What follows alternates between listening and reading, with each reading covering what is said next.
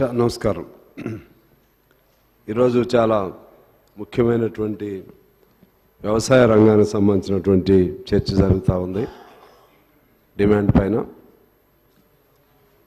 మీకు తెలుసు, మనందరికీ తెలుసు, మన భారతదేశం వ్యవసాయ ఆధారిత దేశం. రైతు పూర్తిగా నిర్లక్ష్యం చేయబడినటువంటి దేశం. భూమిని నమ్ముకున్న రైతు, మట్టిని నమ్ముకున్న రైతు, ఆ మట్టి నుంచే సర్వ ప్రపంచం నడుస్తుంది. కానీ ఆ మట్టిలో ఉండి మట్టి పని చేసేటువంటి రైతులు పండించే పంటల ద్వారా అందరం భోజనాలు చేయాలి. దేశ ప్రధాని అయినా రాష్ట్రపతి అయినా వాళ్ళు పండించిన పత్తి ద్వారా తయారయ్యే వస్త్రాలు ధరించాలి, అన్ని సమస్తం. కానీ రైతు పరిస్థితి ఎందుకింత దీనంగా ఉందనేది ఇవాళ చర్చలు జరుగుతూ ఉన్నాయి.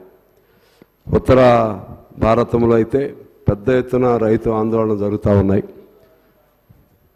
రైతులు వాళ్ళ హక్కుల కోసం ఆనాడు స్వాతంత్ర పోరాట కాలంలో ఎలా రోడ్ల మీదకి వచ్చారో ఆ విధంగా వస్తూ ఉన్నారు.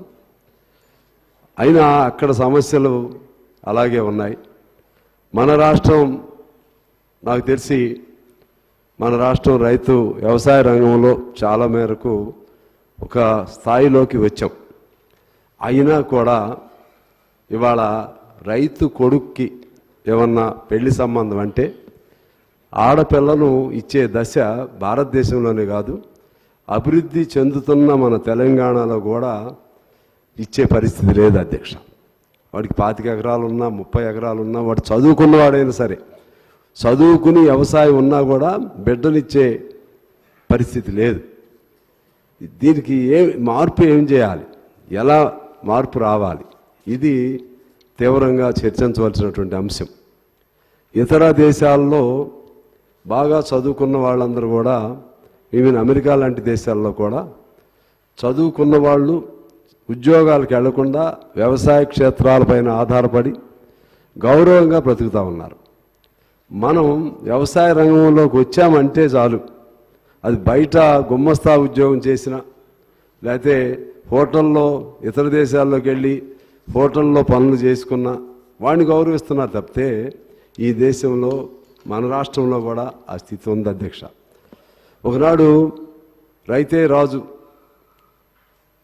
జై జవాన్ జై కిసాన్, రైతు లేనిదే రాజ్యం లేదు, గ్రామసీమలే స్వర్గసీమలు, గ్రామాలు బాగుంటే రామరాజ్యం, ఇటువంటి అనేక పదాలు మనం విన్నాం అధ్యక్ష.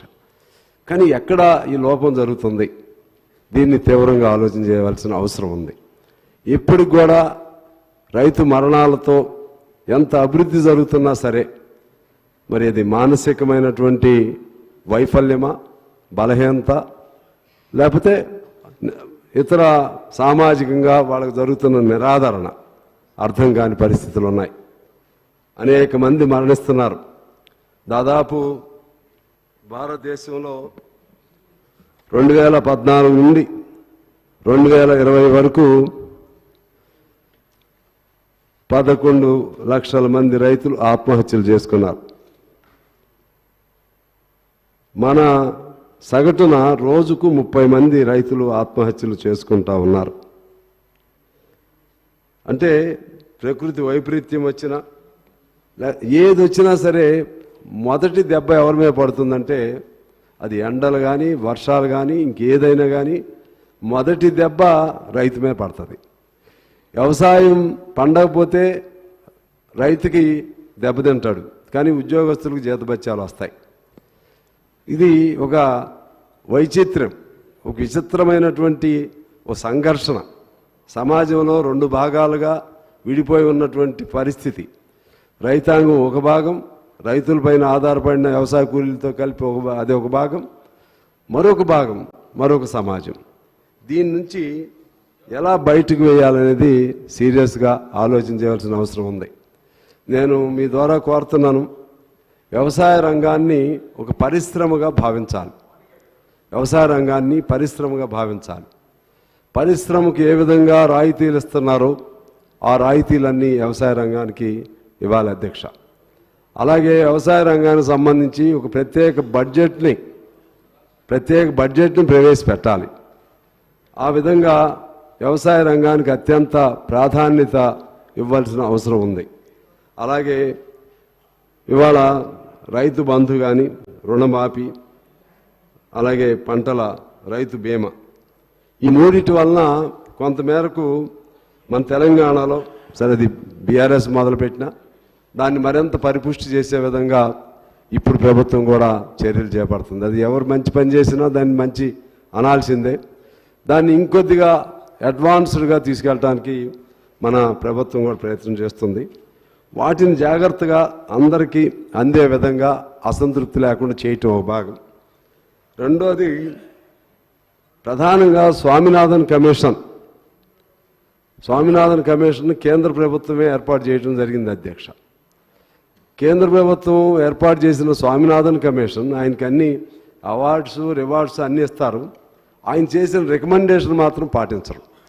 ఆయన ఏం చెప్పారు, ఆయన పండిన వ్యవసాయానికి ఎకరాకి నువ్వు పెట్టిన పెట్టుబడికి 1.5% కలిపి ఇవ్వండి, అదనంగా ఇంకా మనం 10,000 పెడితే ఇంకొక 5,000, అది ఇవ్వటానికి కూడా ఒప్పుకోలేదు. అదే పెద్ద ఉద్యమానికి దారితీసింది అక్కడ. అందువలన నేను మన రాష్ట్ర ప్రభుత్వాన్ని కోరుతా ఉన్నాను. సరే ఇప్పటికే చాలా బడ్జెట్లో 4వ వంతు దాదాపు ఏ రంగమైనా కానీ, ఇరిగేషన్ కానీ, లేకపోతే హార్టికల్చర్ కానీ, లేకుంటే ఇతర అగ్రికల్చరల్ అలైడ్ సెక్టర్స్లో కానీ ఏదన్నా కానీ 72,000 కోట్లు పెట్టారు. చాలా సంతోషం. దీన్ని ఇంకా మరింతగా ఎఫెక్టివ్గా ఇప్పుడు మా తుమ్మల గారు వ్యవసాయం అంటే ఆయనకి పంచి ప్రాణం. ఆయన ఊరు వెళితే ఆయన వ్యవసాయ తోటలోనే ఉంటాడు. మంచి శాఖ ఆయనకు వచ్చింది. అదృష్టవంతుడు అంటే ఆయనకి మంత్రి పదవి కాదు, రైతులకు సేవ చేయటానికి మంచి అవకాశం వచ్చింది. ఇది పామ్ ఆయిల్ కానీ, హార్టికల్చర్ కానీ, ఇట్లా డిపెండబుల్ లేకపోతే అంతర్లీనంగా ఈ ఇంట్రా కల్టివేషన్ వైపు కూడా ప్లాన్ చేయాల్సినటువంటి అవసరం ఉంది. అలాగే ఇరిగేషన్ సంబంధించి మనం అనేక సంవత్సరాల నుంచి అనేక ఖర్చులు పెడుతున్నాం, వేల కోట్లు పెడుతున్నాం, కానీ ఆ ఇరిగేషను అందట్లేదు అధ్యక్ష. అది ఎట్లా ఏ లెక్కను తీయాలంటే ప్రతి ఎకరా సాగుకు వచ్చే విధంగా ప్లాన్ చేయాల్సిన అవసరం ఉంది. ఇవాళ ప్రాజెక్టులు పెడుతున్నాం. ఇప్పుడు మా జిల్లా ఉంది, మాది భద్రాద్రి